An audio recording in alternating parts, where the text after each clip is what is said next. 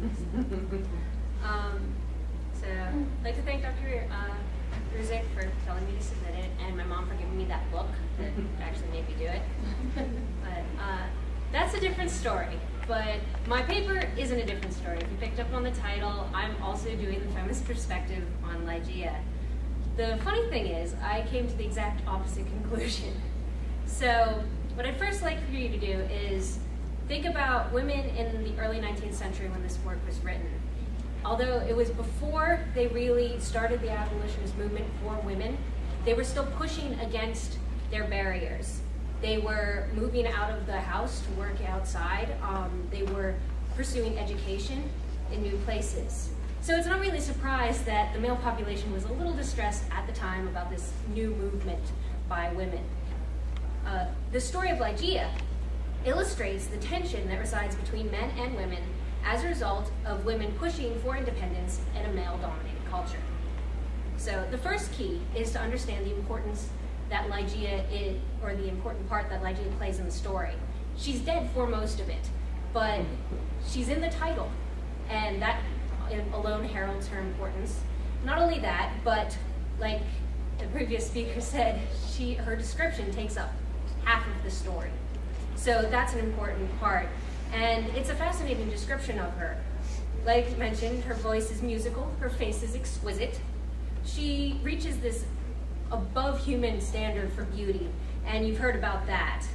The next part, though, is that he says, quote, "I said her knowledge was such that I had never known in a woman, where breathes a man who, like her, has traversed and successfully all the wide areas of moral, natural, and mathematical science.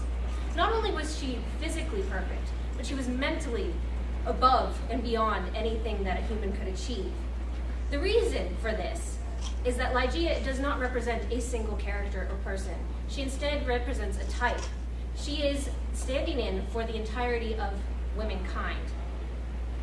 Ligeia in her perfection is not just one person. She is everything that women could potentially achieve in the future. All of their potential that hasn't been reached at the time or hasn't been reached today in one person. So, for example, she lives up to the physical expectations of the time of the fair sex. You've heard the description. She's really, really beautiful. And then Poe takes it a step further and exceeds the expectations given for men mentally. She is outward,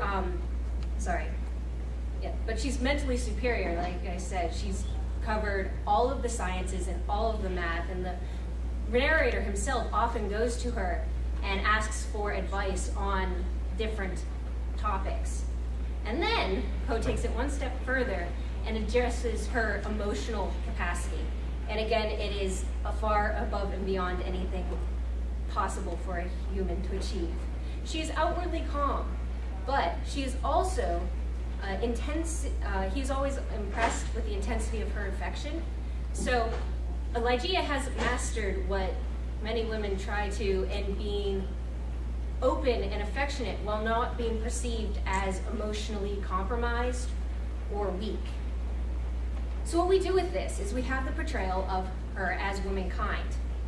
And Poe has hit upon a lot of the underlying feels of a patriarchal society in bringing this up.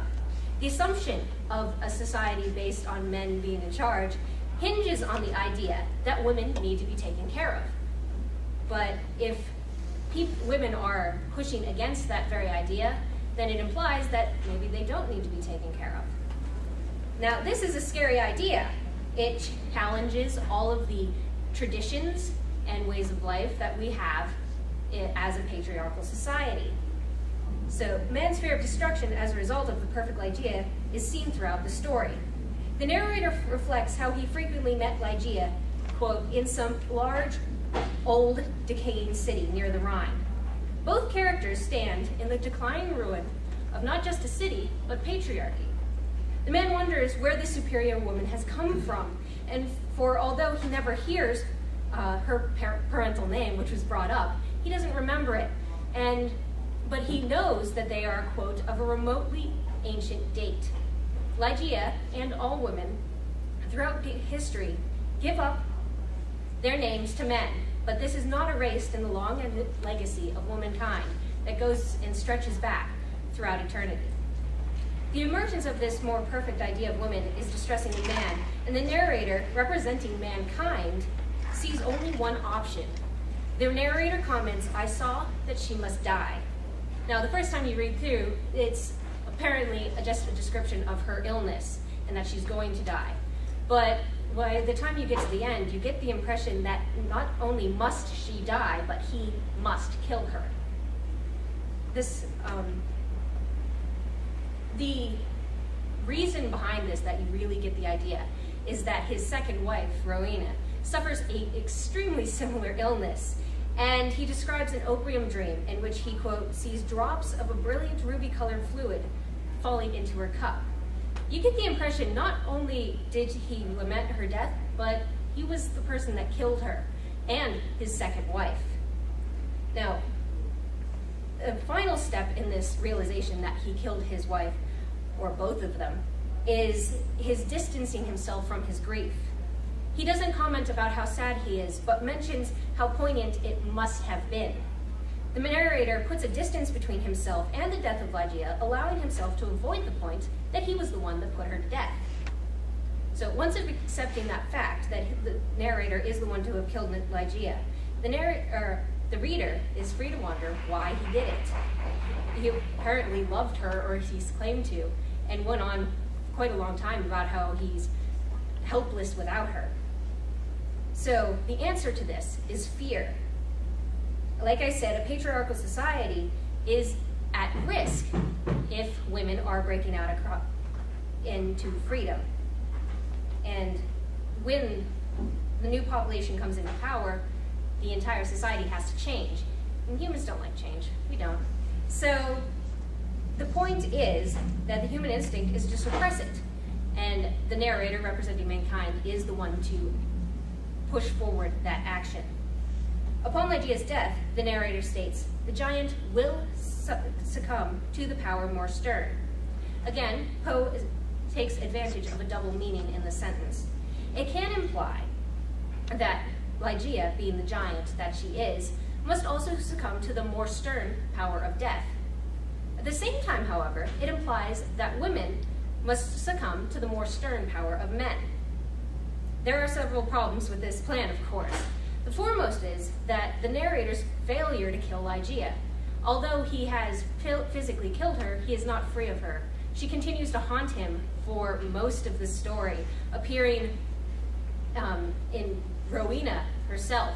He mistakes Rowena several times for Ligeia. And what this implies is that Ligeia lives on, not just in Rowena, but in all women. He will, if he married again, still continue to see Ligeia in her, because Ligeia is every woman and the power that they hold. So, in spite of the negative implication that this might sound, I think that Poe actually implied a very positive message in all of this. The first thing he does is he seems to acknowledge that forcing women into submission does not put men in a better place. The narrator, after Ligeia's death, continues to mourn her and does not actually rid himself of her. And more importantly, is left standing in that same city by the Rhine, but it continues to decay. Her, in spite of the fact that Ligeia, who was supposedly a destructive force to this city, has died and moved. So you'd imagine that the city might build itself back up, but Poe doesn't allow you that escape. The second part comes from an often repeated quote from the story, saying, "Man doth not yield him to the angels, nor unto death utterly, save only through the weakness of his feeble will." The death of Ligeia is not the end. So long as women maintain the will for freedom, they need not fully yield to anything.